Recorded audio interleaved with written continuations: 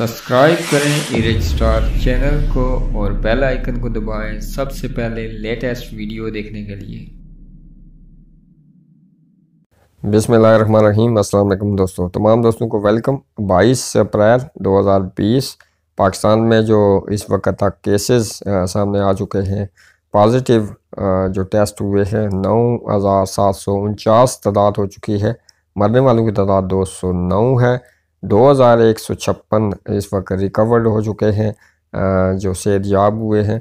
3,053 cases Sindh में हैं, 4,328 पंजाब में, बलूचिस्तान में 495, KPK में 1,345, इस्लामाबाद में 194 और यहाँ गिलगित की बात की जाए तो 283 केसेस इस वक्त जो पॉजिटिव टेस्ट आए हैं 283 है गिलगित में।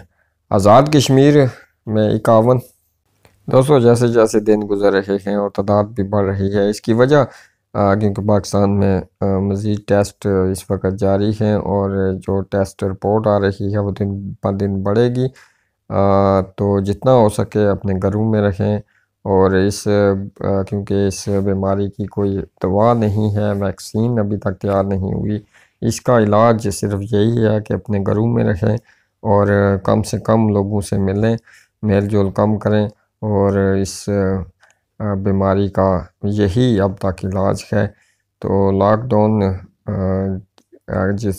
जैसे तादाद बढ़ेगी तो ये लॉकडाउन की भी डेट बढ़ती रहेगी। तो अल्लाह पाक रहम करे और मुझे दीजिएगा इजाज़त अगली वीडियो तक के लिए।